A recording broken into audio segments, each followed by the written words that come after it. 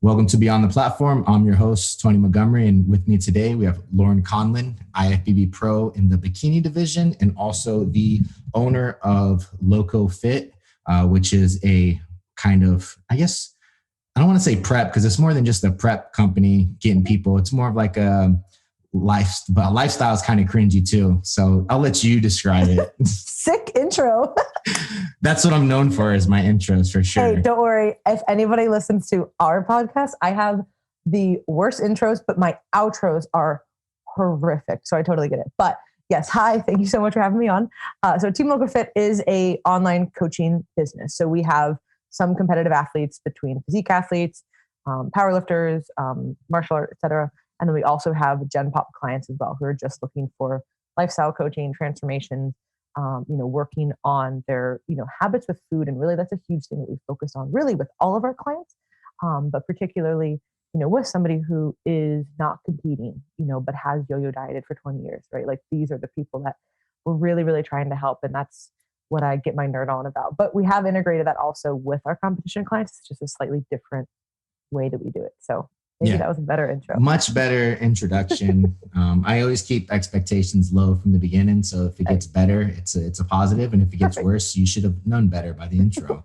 And you also have your master's in exercise science from the University of South Florida, working with Dr. Campbell. And you also just had recently a paper published, correct? That was like 3 years in the making. Not published, submitted, again, yes. With some more corrections. So yes, this paper, it's been like my baby. But actually, I'm really, really glad that we waited. So we did this, I got into the program in 2014.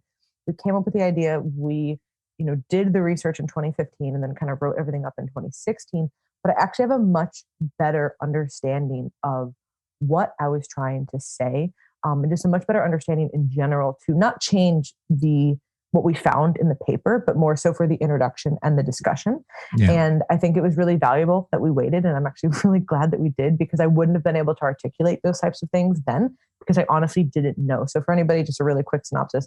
And we will be making this paper into a open access journal, because that was really important to me, that I wanted everybody to be able to read this.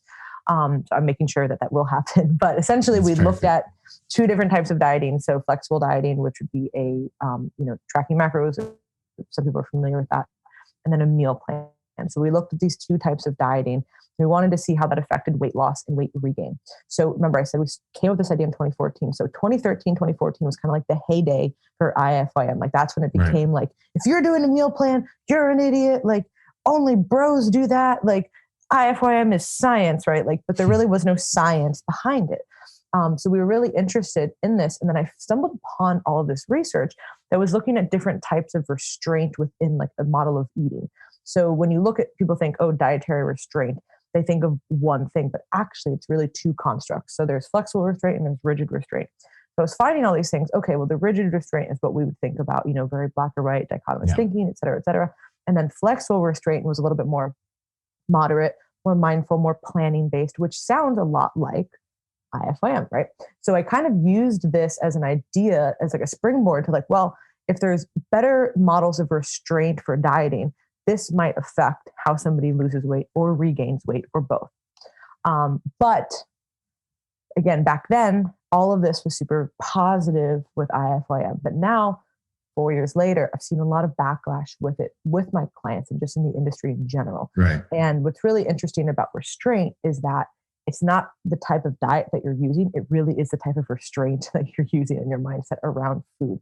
So I've seen people who use something like tracking macros or really tracking anything to a really flexible degree, and then other people who use it incredibly rigidly. So I'm really glad that we got to kind of add that in there, and I didn't want to make it seem like it was synonymous. It was definitely something that helped push us in that direction to create the study. But I don't want people thinking that it's, the same thing. So that was really exciting for me to be able to edit all of that now, when I wouldn't have been able to do that if we had published it right away. So yay. Yeah, that's awesome. One positive of waiting. How your perspective changes over the years is really intriguing, right? It's like you keep getting inundated with all this new ideas and this new literature and stuff, and it kind of shapes the way you do things. But you also don't want to forget about what you've done that's worked in the past as well. So it's trying to keep an open mind and not have like a dogmatic approach, which seems to be very, you would think in research there would be more open-mindedness, but it doesn't seem to be the case. It's a lot of, once you get pigeonholed into like, this is what you're known for, then you fight tooth and nails to make sure that this is what you're known for and there's no rebuttals to it, Mm-hmm. Well, I mean, part of it too is kind of a, you don't want to seem like, oh, I planted my stake here. And then like, oh, just kidding, right? Like the stake's actually over here. Like part of it's like a self-preservation thing. Like, no, I was right. And, also a big part of academia, as you know, is a lot of the funding. So a lot of that can create some of those issues. But yes, I think that people are very surprised to find out that academia is a lot more,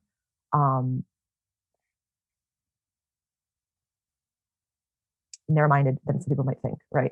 To some degree, you have to be, right? If you just have all these ideas, nothing's going to get done, right? And you're not going to actually be able to execute on them and be able to have any kind of direction. But yes, it's definitely interesting when things are completely challenged. I mean, even when we did my project, there was no project that was like that. And the IRB was like, oh, whoa.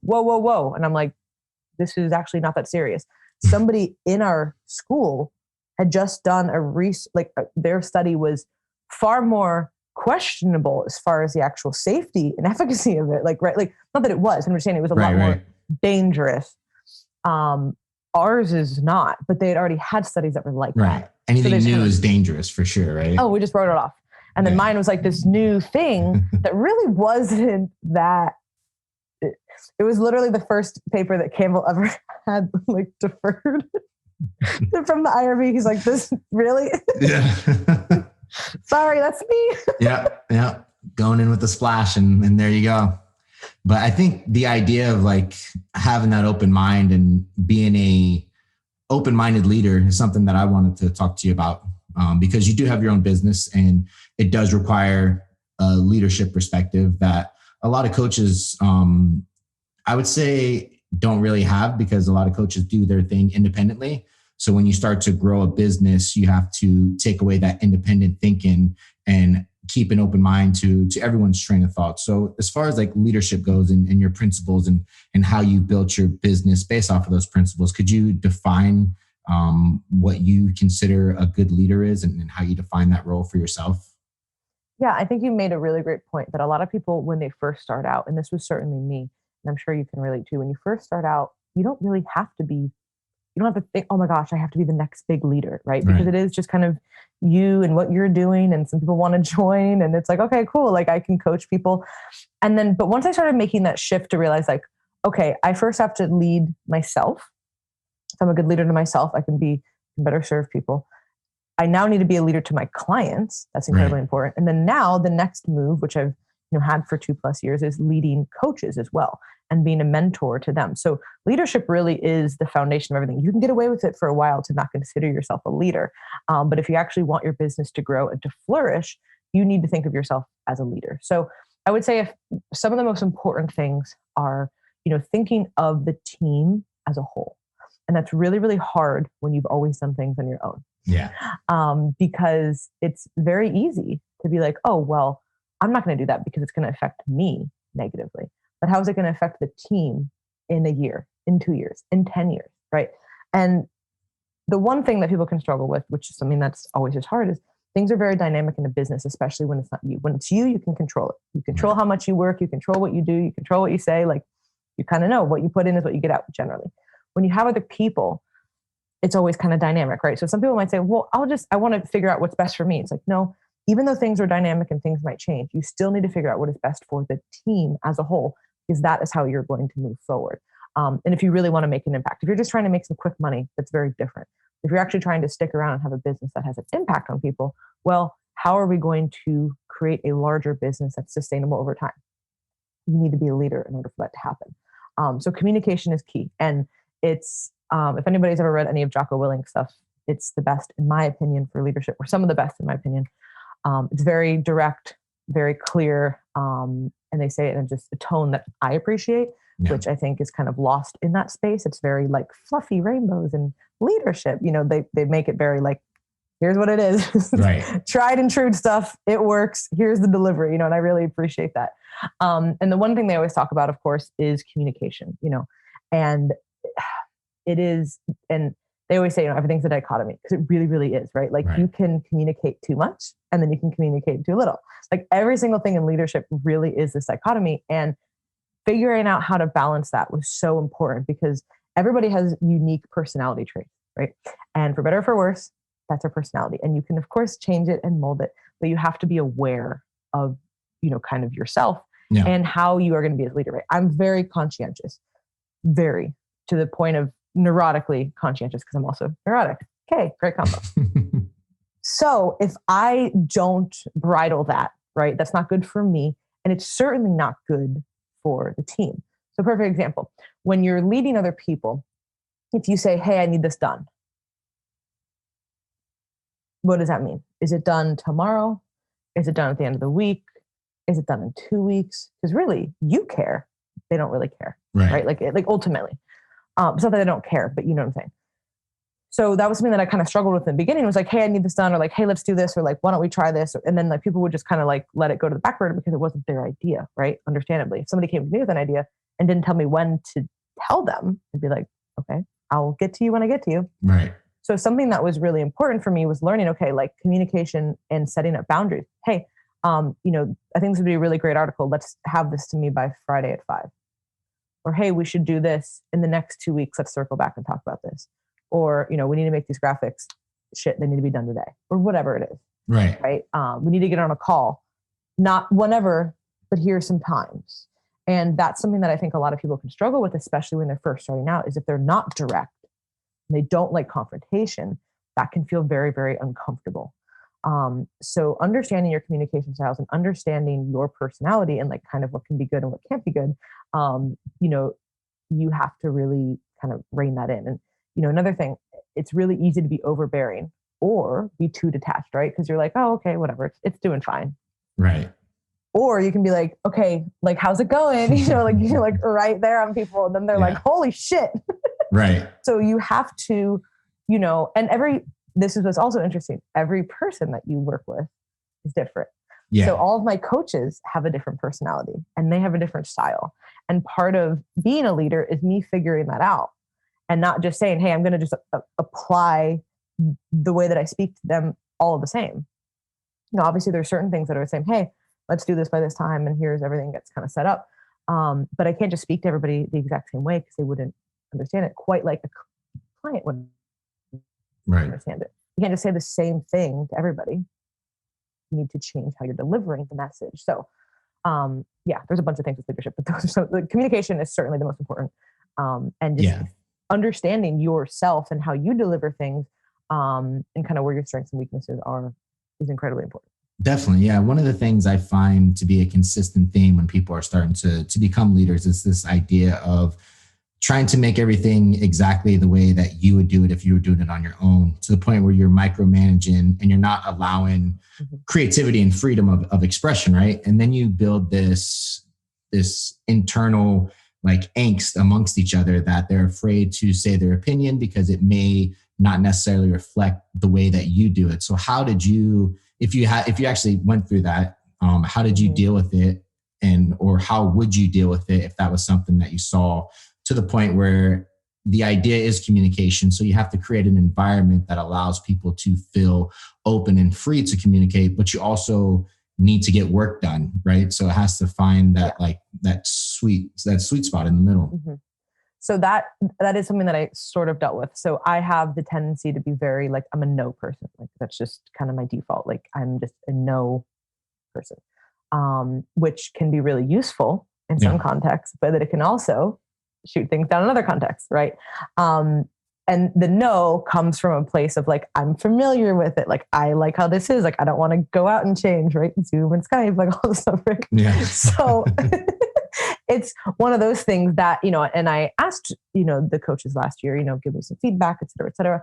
And, some feedback that I did receive was like, sometimes I feel like you say no a lot to things, even if like, we just want to try it, like a low risk thing to try. And if it doesn't work, then it does. And if it doesn't, then whatever, move forward. And I was like, yeah, you're right. Like I do that a lot. And that's not useful for people, especially because business is dynamic. The business is always changing. And like I said, what we do is we coach clients. How we do that, there's a lot of gray area, right? So we're always constantly trying to tweak and change things. And if I was always like, no, this is how it's fine the way it is, right? Which it might be. But if it's a little bit of effort and we can just trial something and if it works good, well, why didn't we do that, right? Yeah. So if I had that like no mentality, I'd be using the same check-in sheet when I first started, which was god awful. You know what I mean? Like now it's so much better. Now we have different methods and different ways we can communicate with clients. But so if I was always like, no about that. So you have to be realistic though. If it's like, hey, we should try this thing and it's thousands of dollars and could cause like a catastrophe, right? Maybe not. But if it's a small thing, like communicating with clients in like a different way that we can do stuff, hey, okay, you try that. If that works for you, that's great. You know, I have some coaches who like speaking better. Some like typing better. Some like writing. Some like videos, right? So if I were to say, squash this out, I like this better, this is how we're going to do it, that would be, like you said, not using their strengths. Right. And it would only be playing to their weaknesses. So, you know, there's certain things like we have a team podcast and we rotate every week. Every coach is on I'm on the podcast, and then there's a coach every few weeks they come on, we do 2 podcasts. Even if people don't love speaking, they kind of develop their own little voice and they like it, right? But some people might like writing more. So they might write more articles, or they might, you know, write more and type in their updates. Other people are like, no, I like how I get points across with a video. So I'm going to make a YouTube video, or I'm going to record a Loom message in response to their update, which is just a video message. Right.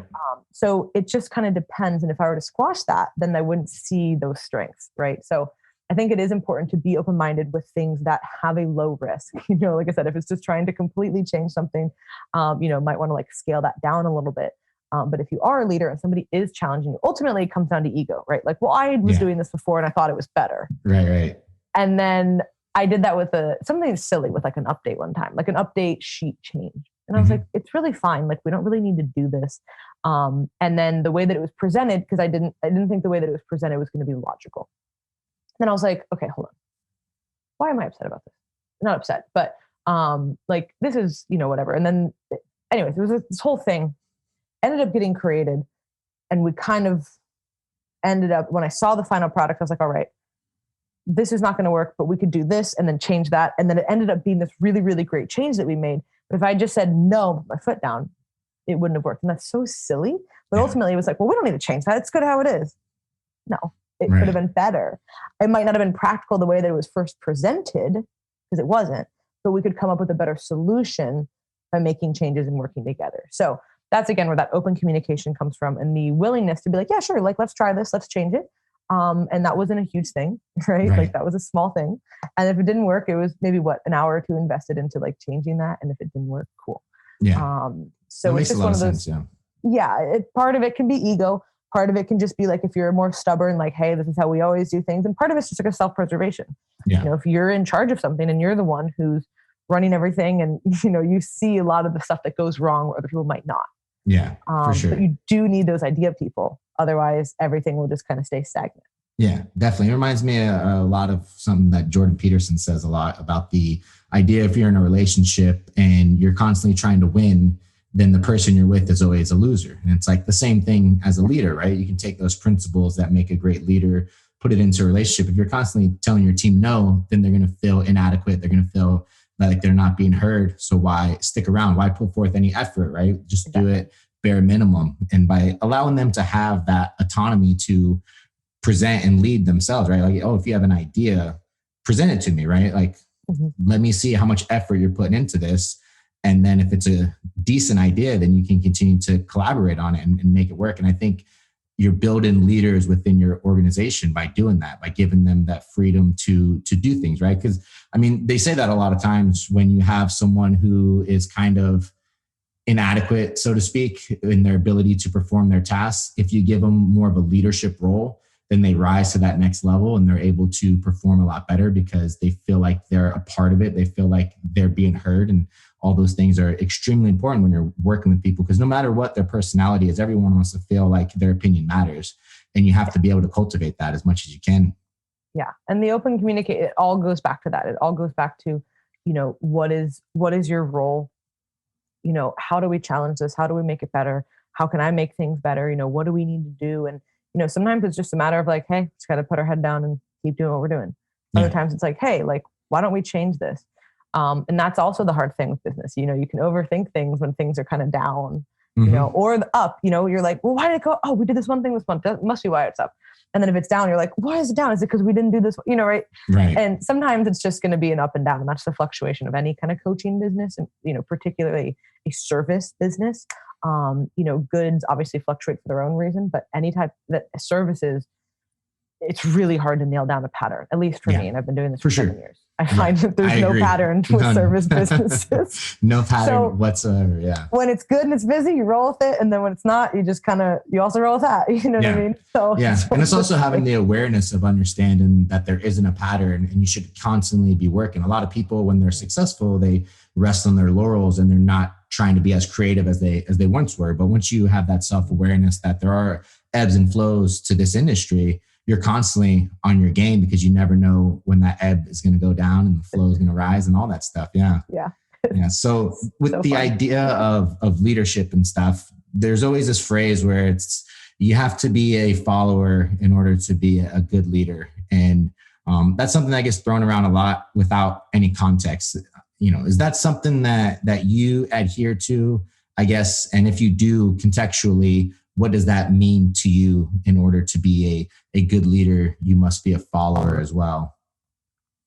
So I guess I never really think of it like in that sense, but I guess if we're breaking it down in the way that I'm looking at it, I would agree. So being a follower means that you're looking to other people for advice, whether it's, personally or through their information that they're sharing.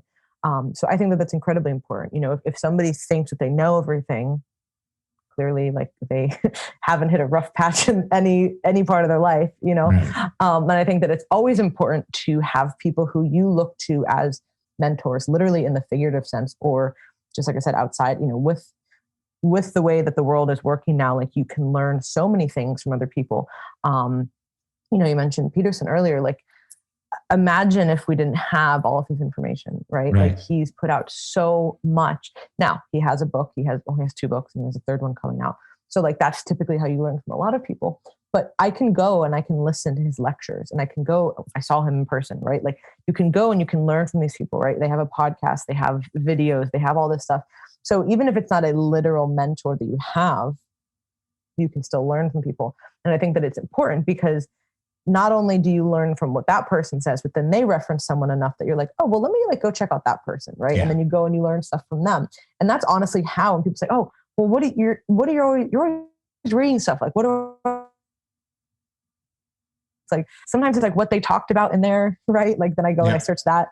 I do that all the time. If anybody reads scientific papers, that's pretty much how you find another paper is you read it, you see something, you're like, oh, that sounds like a good reference, and then you go and you check it out. So I kind of do that with books too, or people who refer to stuff, right? Like if Jocko has somebody on their podcast, like, and the podcast was really legit and they had a great story and they had a really good message, I'm probably going to go follow that person and see what they're talking about, see what they're doing, right? So it's just one of those things that you kind of like by association, you can just learn from more people. So I think that yes, being a follower in the sense that you are learning, you're open to learning from other people is incredibly important. I think that that's what, hands down, one of the most important things that I learned from Dr. Campbell was how just watching his actions and seeing how open and receptive he was to everybody that he really meets.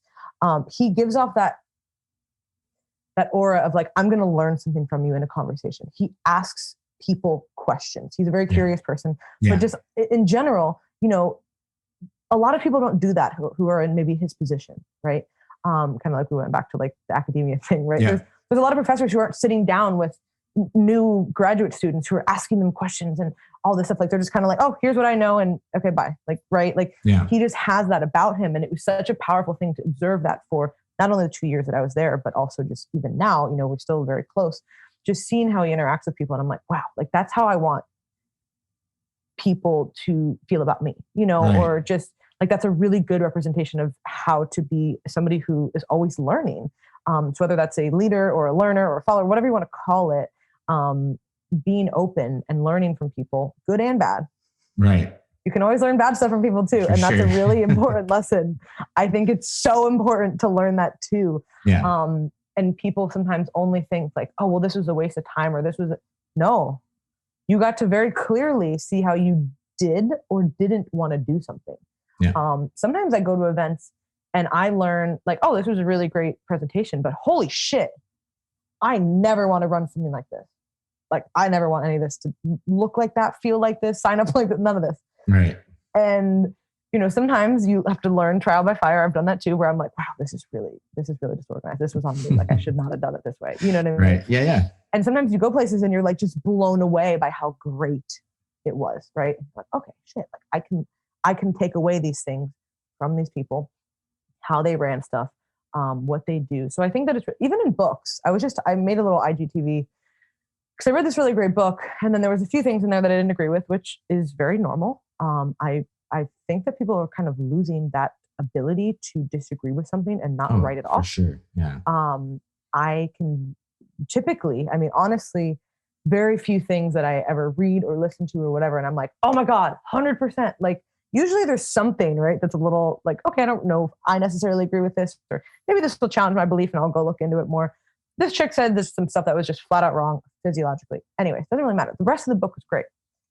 But I just disagreed with some part. And I was like, listen, just because I'm making this video and I'm trying to share some information around maybe this misinterpretation doesn't mean that I don't want you to go read the book, because I think it's really useful. I mean, if the whole thing was garbage, no.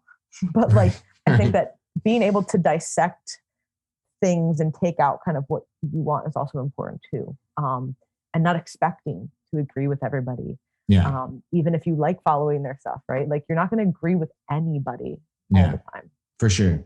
Yeah. So I think to take away from that is the idea of like curiosity and humility is what it sounds like when you say being a follower, you need to follow first. Yeah. And that makes sense. And you also touched on a good point too, whereas like you start to follow these people and you buy into their rhetoric that they're saying, like a Jocko or like a Jordan Peterson, and you start to fully engulf yourself with what they're doing so that every time they say something, they can never do anything wrong, right?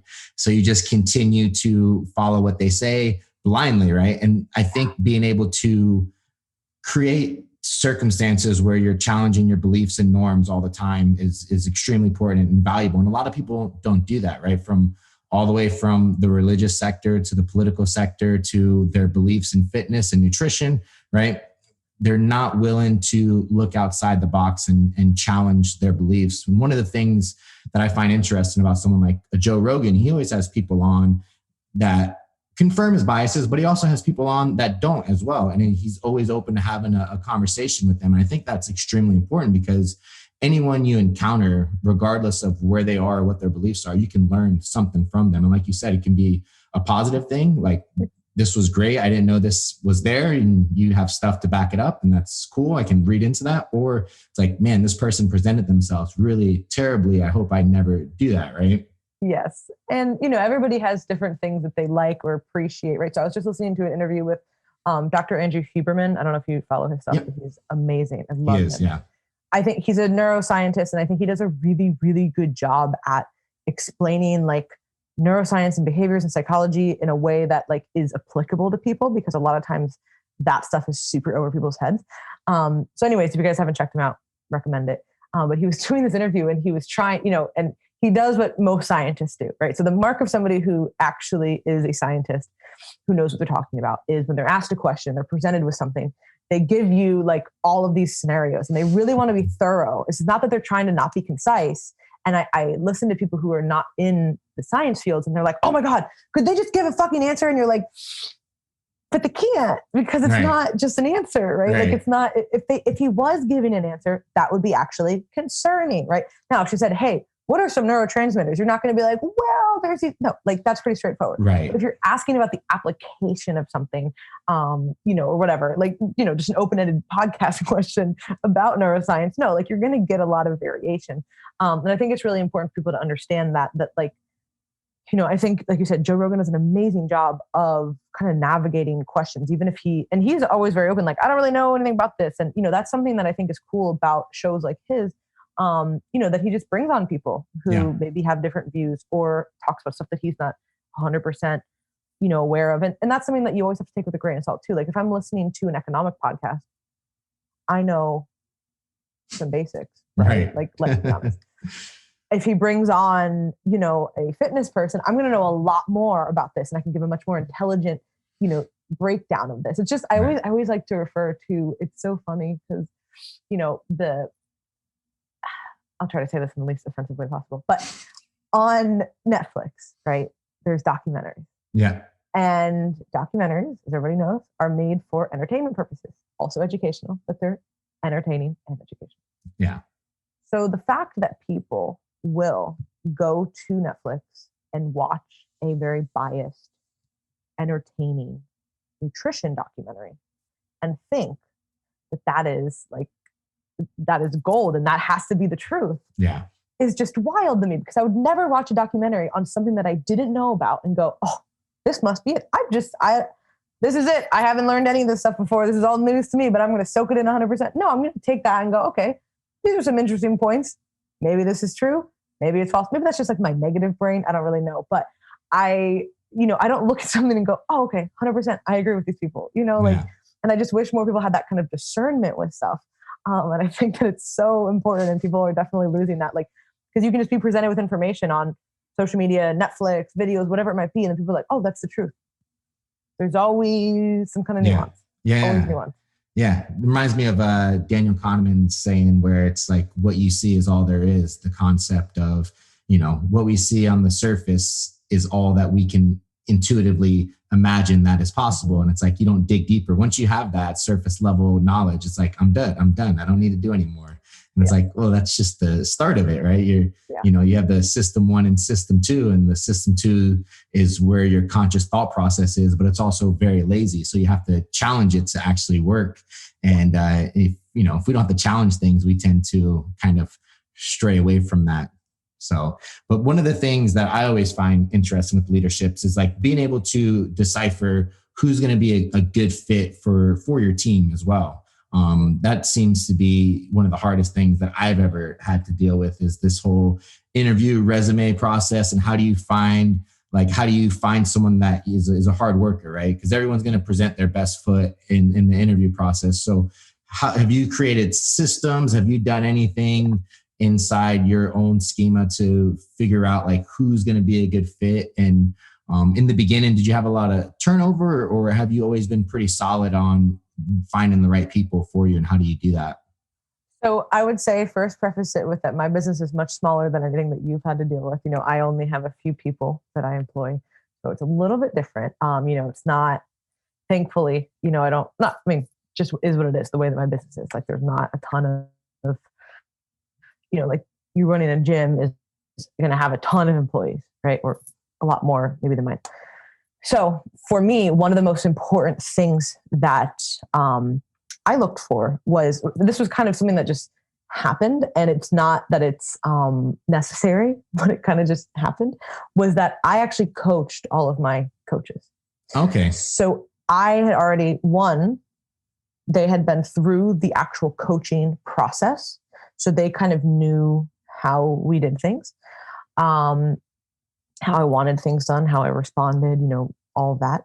And then also, I got to kind of see, their personality come through with that too, right? Which obviously somebody checking in with me is going to be a lot different than them being a coach, but you can just kind of get to know people. So I basically had a very solid foundation with the people that I've hired. And then through that, you can kind of estimate their work ethic, and you can kind of estimate their strengths and the weaknesses and their communication styles, et cetera. Everybody also happens to have their master or is currently working and finishing on their master. So to me, education is important, especially in this field. It's not required, but it was kind of, again, like this little precedence that I had set with everybody who's it also shows good work ethic too, right? Exactly. Yeah. So by default, somebody going through a bachelor's and a master's in this field is going to show a lot of these things that you're talking about, conscientious, dedicated, interested in this. You're right. It's not the only thing that's important, because I'm fully aware that you don't need to have higher education to be a good coach. And I support people like that too.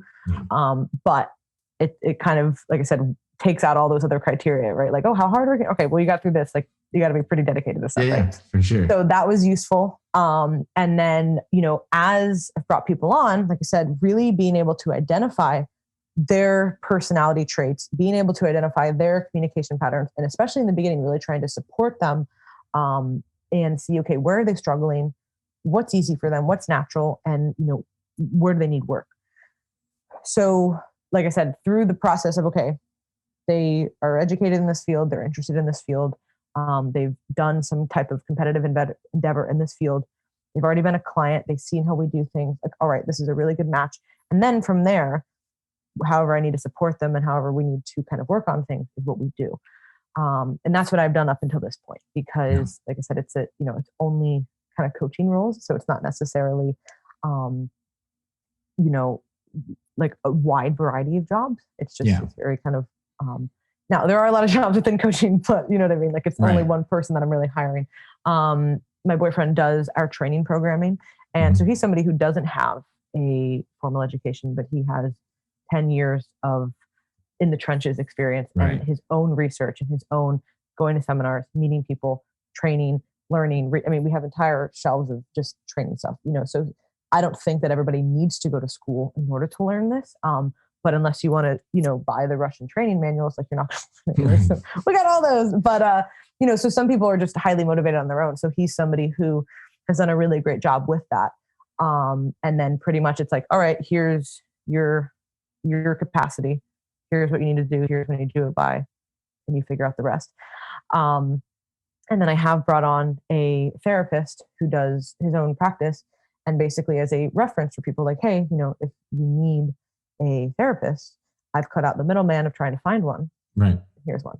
Yeah. And that was, again, somebody who had to match kind of ideals that I wanted to fit within the team, somebody who understood what we were doing. The one problem that I was running into with a lot of therapists is that they don't necessarily know what our clients were trying to do. So a lot of that was not even judgment, but maybe like just misunderstanding, right? So, so part of it was like, hey, somebody who understands what we do, and then somebody who has similar values to myself, somebody who I think that their delivery and their approach is sound. Okay, perfect. So that's how I've tried to do everything within the business. And it ultimately comes back to, hardworking people who want to make an impact and have, are kind of all on the same page with the main message, but then they can kind of do their own thing. And I want people to have their own autonomy to do that too. Yeah, no, that's interesting. So maybe like a practical takeaway for people that don't have clients that they can turn into coaches on their staff would be maybe like an internship program where they can come in and work for 6 months so you can kind of see how they're doing things, see if it's a good connection. Because I think the idea of like a 1 or 2 day interview, you're never going to get the full scope of who that person is and what they can provide and if it's a good connection. Because a lot of it is too, like your ability to feel like you like that person. You want to like the people that you're working with. And how are you going to figure that out on an interview, right? Where you're just asking questions. One thing that I heard in a podcast that I thought was really interesting was they had these coaches come in that were applying for a strength and conditioning job. And they didn't tell them that they were all coming in at the same time, but they all came in at the same time and they all had to present their thing.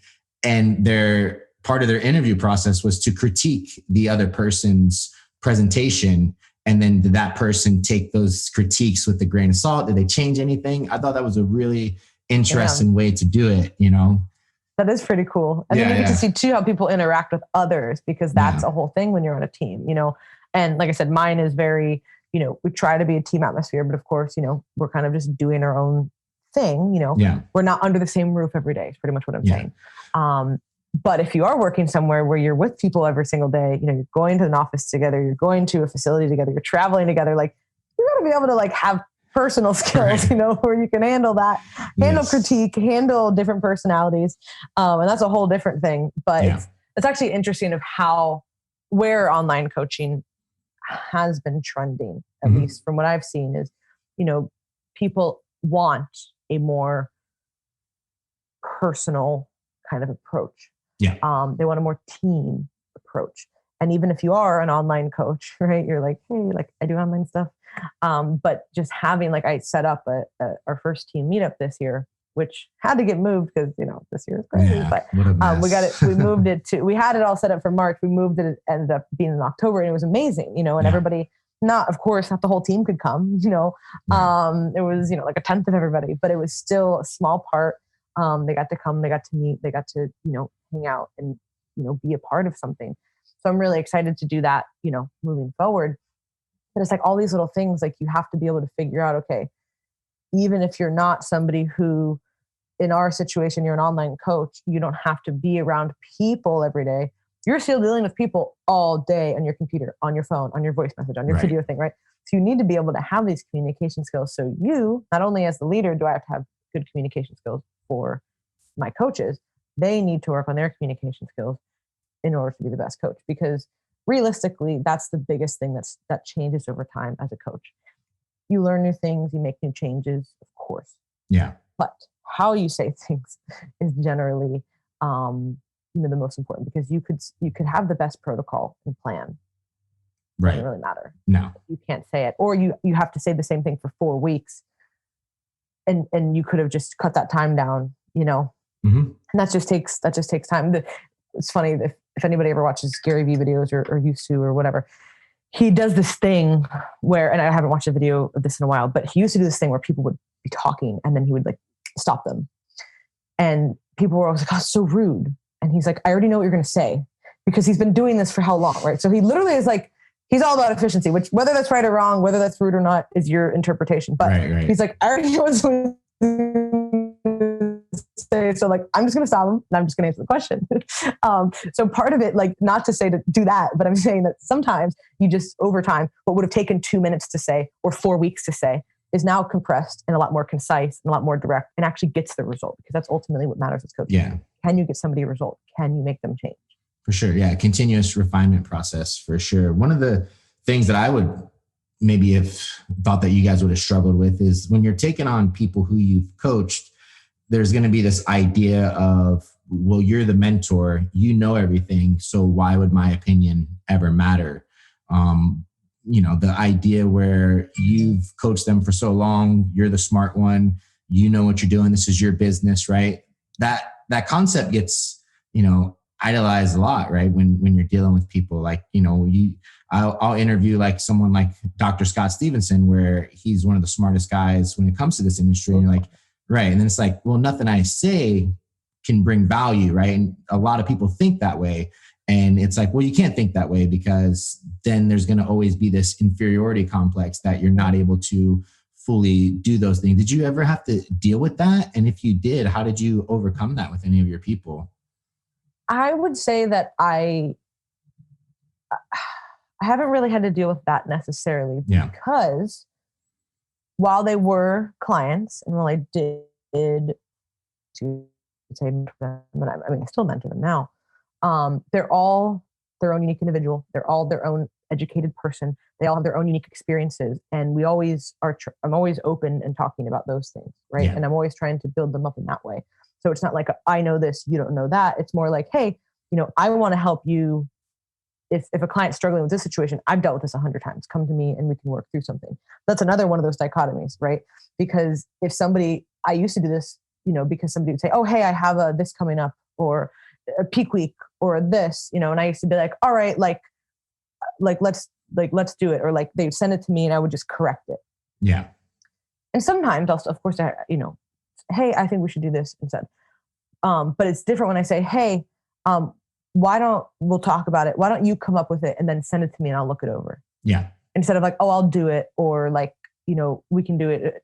Right. It's a whole different thing. You do it and then I'll look it over. So it's giving that person that responsibility and that faith in themselves, essentially. Yeah. And part of that, is just developing somebody as a coach, because it's going to take time. And when somebody first starts, they're going to be a little bit self-conscious, can be a little bit nervous. Probably the biggest struggle that I have with new coaches, and this always happens, is, the other people don't know who the coach is. So when they're applying to the team and then you send them to, let's say, new coach X. Well, new coach X is like, well, I'm not getting the inquiries to sign up. And it's like, well, that takes time, Yeah. right?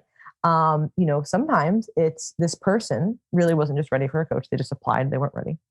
Sometimes people have applied to 5 teams and they just meshed with this other person better.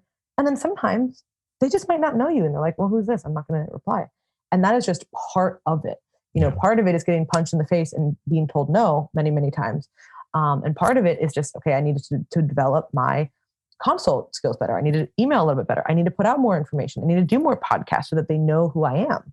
And so part of it, I think that's the biggest struggle that I find with new coaches is making that transition to like, hey, I'm a coach.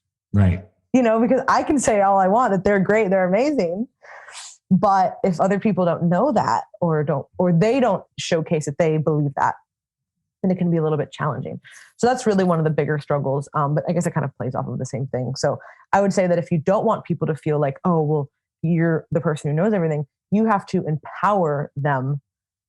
First of all, pick right people that are educated and, can think for themselves and want to think for themselves, right. But also empower them to use that knowledge. And don't just do everything for them, because that is a huge problem. And the whole reason to hire somebody and to grow your team is not so that you can do everything for everybody. It's so that like the team can actually grow and it can actually flourish. And, you could only work with this many people before, and now you can work with this many people because you have more coaches. Right. So that was a big learning curve for me in that instance. No, that makes sense for sure. Now, with the idea of growing your team and being able to take on more people, there's also this idea of how do you keep the quality as high as you did when you were doing it by yourself? And there's always this concept of turnkey systems and being able to create systems that anyone can step into and deliver the same results over and over again, regardless of who they are, because you guys as a business have these systems in place that allow them to do that seamlessly. Is that something that you have built in? And how did you, what concepts did you have in mind to make sure that the quality stayed what you thought it should? Yeah. So the main reason I actually hired people to coach was because I wanted the quality to stay the same. Mm-hmm. I got to a point where, everybody has the different number for themselves, right? For how many people that they feel like they can effectively coach. I have a number. And once I kind of was at that number for a while, I was like, all right, I can't do any more. So it's either I'm going to work with this many people for forever, which is fine.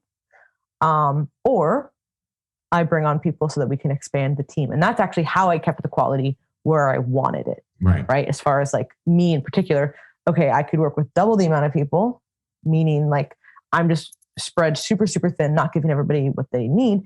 Or I could bring on people who have the same values and same philosophies, and we can get that message across and just help more people in the best way possible. Now, is there always going to be differences amongst coaches? Yes.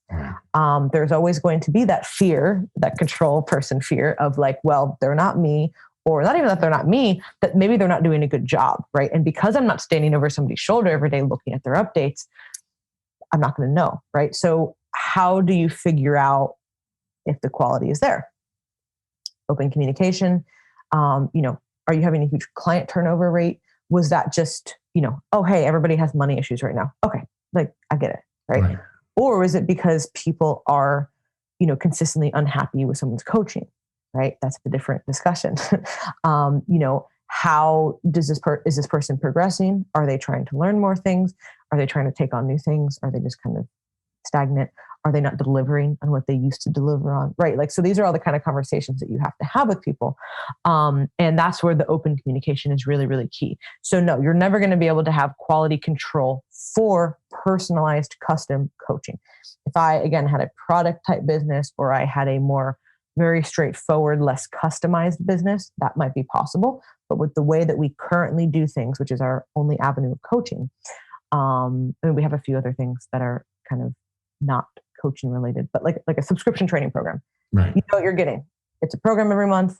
Sign up for it. You don't get coaching. It's great. Cool. If you want custom stuff, right? Like that's where there's always going to be variability. So as far as how did I try to control that quality and how did I, do all this stuff? One, a huge part of the training was already like somebody was a client, right? So they already kind of knew that was already kind of built in there. But outside of that, I still wanted to do some kind of training, right? So our newest coach that we brought on, she was new to coaching. She had just started her own thing. She had a few clients, but I said, all right, like let's put together a little, nothing crazy. It was just, a few calls of like, all right, here's some basic stuff. Here's how we kind of run stuff. And then, hey, what questions do you have? Yeah. And then supporting that person every week with a call or anytime they have something come up, hey, what's going on here?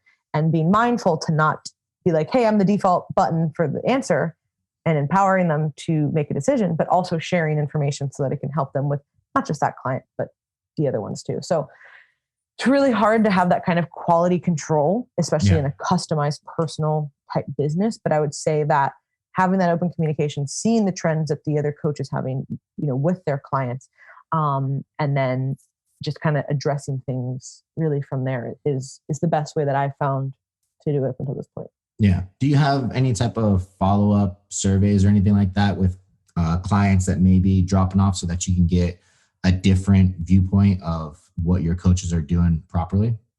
No, but I maybe should. I actually don't. The only thing close to that we did last year was it was basically just a Google form. It was a survey like, hey, this is anonymous. We'd appreciate if you could give us feedback on, rank us on, what are some of the best things that we do? What are some of the things that we need to improve on, and et cetera, et cetera. And that was really insightful. But outside of that, it's usually, people, I would say that a lot of people say, sometimes you don't want to hear it, right? But you can ask, especially if it's kind of out of the blue. Everybody kind of knows when a client is like maybe kind of going to be on their way out, or maybe it's not even on their way out. Maybe they're like just kind of they've done what they needed to do, right? Yeah. And it's kind of like, all right, like, hey, congrats, like this is cool, right? But sometimes if it's kind of out of the blue or whatever, you're like, hey, like what's going on, and those conversations are never easy to have because it's always going to be hurtful because they're obviously leaving for a reason that you were not expecting. And it was so abrupt. So they're going to say something most likely that is kind of bothers you. So you have to be ready for that. But it can be really, really useful because you can say, all right, well, maybe I couldn't fix these things because that's how you were interpreting it.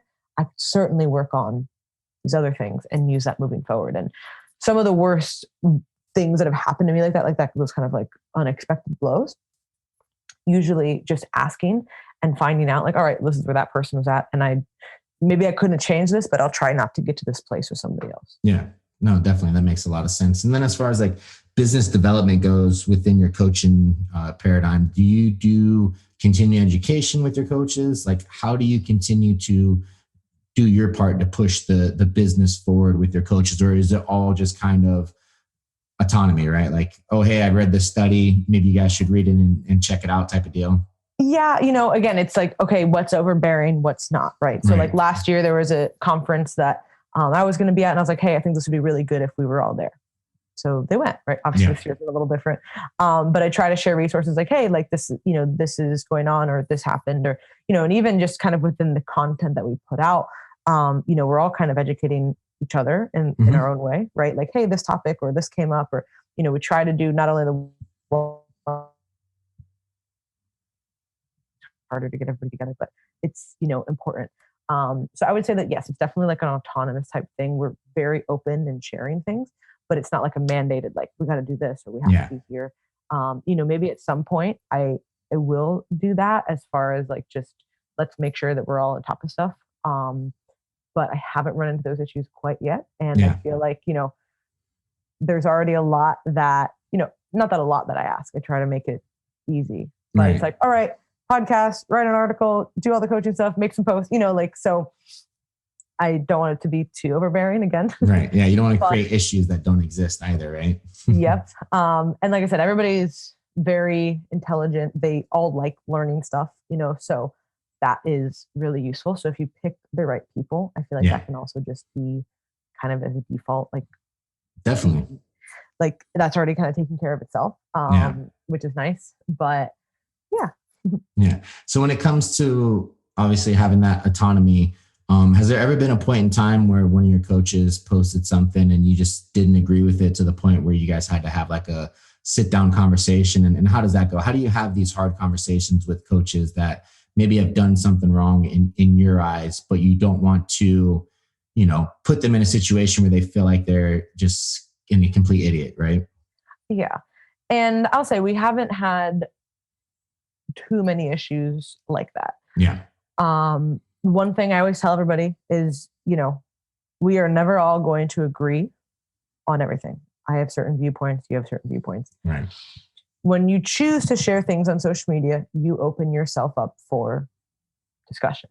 Mm-hmm. Sometimes it's good. Sometimes it's bad. If you are confident in your position and confident in what you are sharing and you can back it up, I support it, even if I don't agree with it.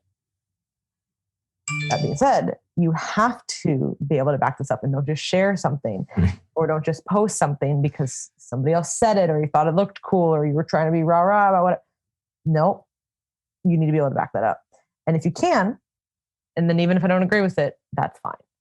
Obviously this year, there's been a lot going on in the world and people share things and whatever. And ultimately,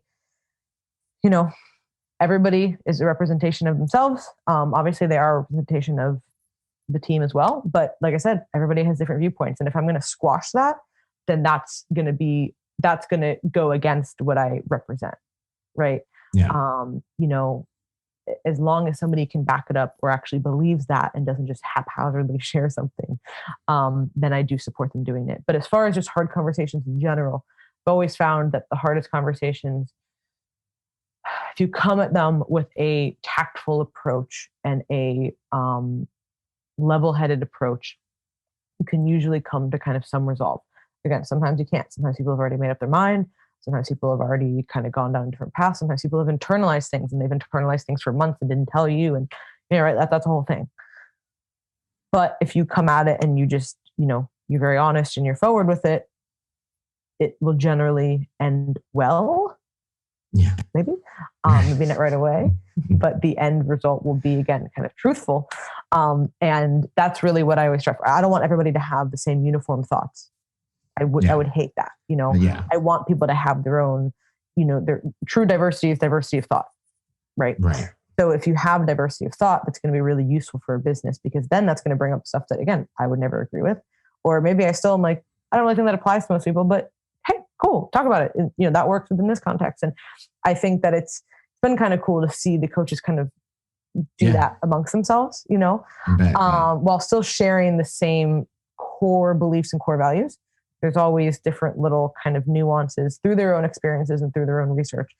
People are going to say things that are inflammatory, and that there's always somebody who takes something wrong, especially on fucking social media. Right. And you're like, Jesus Christ, I can't keep up with what is okay to say and what's not because it's actually not harmful. I think that it should be able to be said. Like that's true freedom of speech. You know what I mean? Right. Words, like the whole idea of like safety being challenged by words is very, very, very murky. And that's a really slippery path. That's a nice way to put it. Yeah. Right. Try to be really good because it's not my podcast, but, obviously some words are threatening, like literally threatening, like I'm coming to kill you. Okay. That's a alarming kind of sentence, right? Other stuff that people get upset about is like, wow, like no. I saw perfect. I actually had to read it like 3 times. I was like, no, this is literally fake. So I went to send a picture. Have you seen Mandalorian?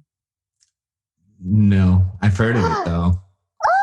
Okay. Yeah, I don't watch a lot of TV. Sorry. Okay. Well, Star Wars is my shit, so I'm obsessed with Baby Yoda. The whole thing is amazing. You don't even have to like Star Wars to like the show. It makes more sense, but you don't have to. Okay. Gotcha. So there was this part where in Baby Yoda, I'm sure you've seen him. Obviously, he's like the cutest thing ever. And there was a scene where he was eating like some frog. I know it sounds really stupid. They were like the show. Some frog was like on the brink of extinction, and she had her eggs with her, and they had to bring her to her planet. The whole thing, right?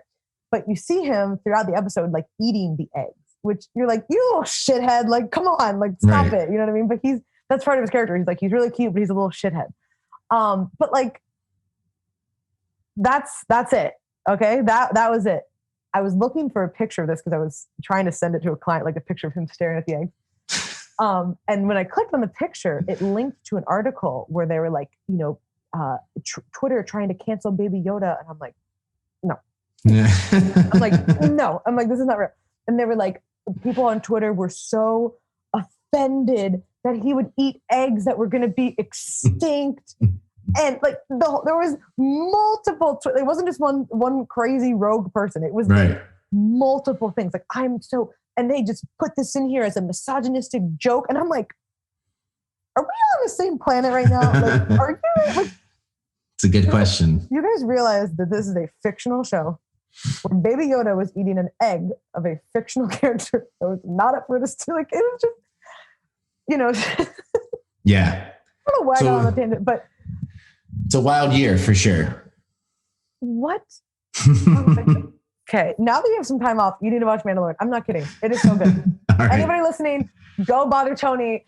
He has to go watch Mandalorian. Fair enough. I'll definitely put it on my list. That story really got you interested in it, right? I mean, you sold it pretty well. You did. It was pretty good. It was pretty good. A frog and the eggs and a Baby Yoda. I know. The fact that people were offended would probably make me want to watch it more than. I know. Yeah, but one last question for you. When you're dealing with these high performance coaches that are constantly wanting to learn and do new things, and the idea always comes into mind of like, well, I'm giving them all of my time and effort. What if they leave and do their own thing, right? How do you deal with that, I guess, so to speak, right? Not in a negative sense, maybe, but how do you prep your coaches to do their own thing? Like, do you have that talk with them of, hey, eventually you might want to do your own thing. These are some recommendations. Or do you just kind of like stray away from that? And like, if you want to do your own thing, then do your own thing. Ultimately, one of the things, again, that's the hardest about having a business that's no longer just about you is that things are so dynamic and things can change completely. And you have to be able to pivot from that. So I have to be aware that the coaches could just say, oh, I'm done, right? The coaches could say, I want to do my own thing. And that is part of the, again, dichotomy of picking people who are so qualified. If I were to pick somebody who maybe wasn't as like go-getter or, had so much going on, maybe they wouldn't want to leave, right? Yeah. And ultimately that's just kind of the byproduct of a business is there's always going to be this pull of like, I want to do my own thing, but I don't want to do my own thing and kind of whatever. And my job is to balance that. Okay. Hey, I want to make things so great that you want to be here and that you see value in being here. And if I'm not doing that, well, then it makes sense that they would want to leave. Right.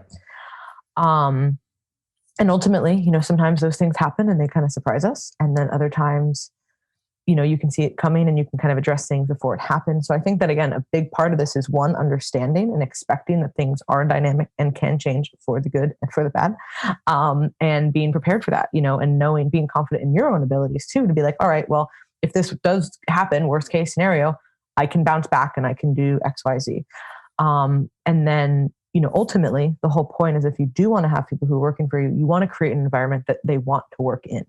You don't want to have an environment that you just kind of take people for granted, or you aren't actually, creating a reason for them to be there. Right. So you want to be able, if it's all just about you, well, then they're going to leave. Yeah. So that's been something that's like, all right, well, I want to actively work to do this. And even, but you can still do that and the people can still leave. Right. So it's just kind of an understanding of like, this is the reality. It might happen. But ultimately, I just want people to be successful and be happy in whatever kind of capacity that is. And even if everything kind of goes sideways, like, yeah, that stings at first, but you kind of regroup and move forward. And that's just kind of how business is. And that's definitely one of the biggest downfalls of owning a business is that it is very, very up and down. And like we talked about in the beginning, there's no real pattern for a service business, just the ebbs and flows of just clients, right? Like, so let alone everything else. So you kind of have to be prepared for that. And if you really don't want to deal with that, that's when you got to go, all right, well, maybe this isn't for me. Or maybe I just keep this as a small side thing and I do something else. If you're not ready to accept those ups and downs. And that's the biggest thing that I struggle with, to be super honest, still now, 7 years later. Biggest thing that I struggle with. Makes sense, right? And I'm a very, I like things to be kind of set and safe and direct. And I do this and X happens, and that's just not how business always is. But there's enough positives. That's a big negative for me. There's enough positives to keep me around. So that's why I keep doing it, so. Yeah, no, that makes sense. And I think if you cultivate a very much a like-minded organization that's full of professionals, then you're probably not going to get too many people that leave on a sour note, right? They may tell you ahead of time, like, hey, this is what I'm planning to do. Because I mean, you hear this a lot with coaches in the business of like team development and stuff like that. It's like, I'm just going to work with this team. And then as soon as I get enough clients, I'm going to leave and take all the clients with me. And that's like their agenda the entire time, right? And it's like, trying to find people that buy into your company and want to, grow with it instead of just grow because of it. I would right? say another last thing for that would be very slow about hiring people. Yeah. Again, the people that I have hired, and not to say that everything has gone great, because there's been many challenges that I've had to deal with within the business. But generally you can cut down on those, not always, but you can cut down on a lot of them if you are methodical about who you're bringing on and you don't just rush that, and you actually know these people, so that is people can still surprise you. People surprise me every day. Human nature is unpredictable. Very surprising. But do your due diligence with picking somebody, knowing them, seeing their strengths, seeing their weaknesses, and just developing a better communication pattern so that you maybe don't get so blindsided by that. Yeah, no, I think that's great. I think all the concepts and principles you talked about too, as a leader within the business, is the same thing you should be considering as a leader, as an individual as well, right? Like just because you don't have a team, you still are leading someone. Like you said, you're leading your clients, you're leading the industry, you're leading yourself, right? You want to hold yourself to that higher standard. And I think all those principles that you covered are something that everyone can take away from, even if it's not a team dynamic. I think everybody has to start with leading themselves. And it can be really hard when you have a lot of responsibilities, because then the shift goes from you to your clients, the people that you're mentoring, your family, everything else that's going on in the world, like all this stuff, right? And then you can kind of come last. And I think that we can all remember a time when you kind of put yourself as that last priority, and you just don't feel you don't feel the most productive you. You don't feel like the best you to give to people. And listen, I get it. Shit happens. Sometimes we go through months or days, weeks, months, whatever, that we're kind of on a down period. What happens, right? Like, I'll be really honest. This year has been really, really hard. So there's been a few months, that it's like, I got to do the bare minimum sometimes. Yeah. That's not great, but it's the reality, right? But I know that this is not the best that I could be, and that I could be more. So you have to sometimes allow yourself to be in that space, but then say, okay, what's my plan to get out of here? What's my plan? What am I going to do next? And doesn't mean you have to be a 24/7 perfect robot, like 365. I'm waking up. You can't be. No, right? It's impossible. And it's okay, for people. And I think that not enough high performers, air quotes, talk about that, right? Sometimes you just got to do the bare minimum, but you can't stay there, right? You can't go, oh, this is my new normal. No, it's not. No, it's not. Yeah. Let's get your shit together. Let's figure out what to do, because ultimately, when you lead yourself more effectively, you lead everybody else more effectively too. Yeah. I mean, no matter what, you got to show up, right? You got to, it's up to you to get the work Especially done. when you have people. Yeah, like, for sure. You want to hide, but you can't when it's not just you anymore. Yeah. No, that's a great way to end the show. I really appreciate your time, and being able to talk about leadership and business and stuff like that is something we don't do a lot on the show, but I'm always thankful when we do, because I think it's really important for people, especially the leadership dynamic, especially this day and age where it's hard to find leadership within our country, let alone within individuals. So if you can cultivate that within yourself, you're going to be so much further along than anyone else within the industry, for sure. Yes. Well, thank you so much for having me on. And I'd love to do this again if people have questions and stuff like that. Yeah, no, definitely. And then as far as what you guys have going on, if you want to promote any of that, I know you just started. I don't have the name off the top of my head, and obviously my outro is going to be almost as poor as my intro, but I know you started you're part of a nutrition academy thing that you have going on too, right? So you're like, you do something, I don't know, on the internet, right? Maybe.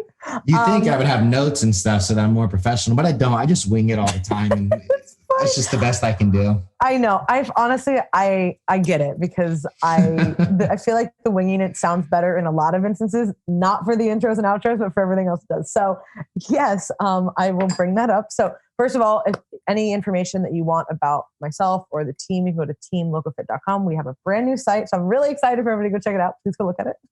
And then we have the podcast on there, articles we've written, etc. So every week we do put out 2 podcasts with myself and some of the other coaches. So it's really, really great. It's probably my favorite thing we've done this year, to be super honest. And then as far as what else I have going on, so it's called, I don't want to plug the wrong website because that would be my luck, right? Like, right. See, I'm not the only one that can't get the stuff right. So it's called the Sports Nutrition Association. So essentially what it is, they started over in Australia, have it in Australia, New Zealand, Singapore, and now they're moving it to the States. So Sports Nutrition Association is just like the general name. And essentially what it is you can become an accredited sports nutritionist. Obviously there are some states where this is not allowed, but actually a lot of states are. So you go through this course where you're learning from all the top people, having all the best, educators in the field. You have continuing education within that, where, you're supplied with more education, more information, etc. And then the coolest part about all this is that it's not just a certification, is that there is an insurance piece in it, which is really, really important for our kind of field. Yeah. And it's like one of a kind. Like they literally, my friend Alex started this in Australia, and then was like, oh, there's nothing like this really anywhere. You know what I mean? So now they're coming to the States. They're already in Asia and Australia and New Zealand, and then they're going to Europe next year. So it's, something that we can, not only create credible coaches in the industry and just professionals, practitioners in the industry, but also give them some kind of protection as well. So Sports Nutrition Association, that's what it's called. Perfect. All right. Well, again, appreciate your time. I appreciate everything you do for the industry. You're one of the people that are moving it in the right direction. And I always say you're either, you're part of the problem or you're part of the solution. And you're doing all the things that I think a good coach in this industry should be doing. And I really appreciate that. I also appreciate that you're doing jiu-jitsu now too. It's great to see. This month has been a little lax. After the competition, I was just real banged up, For sure. Which I think everybody gets banged up after. When you're training, you're like, whatever. You deal with it. Yeah. I told myself, okay, December, I'm going to take it really easy and then come back strong in January. Might do one in March. So the competition awesome. in March. Yeah, very cool. Well, thanks for your time. Have a great rest of your holidays and hope to see you soon. Yes, you too.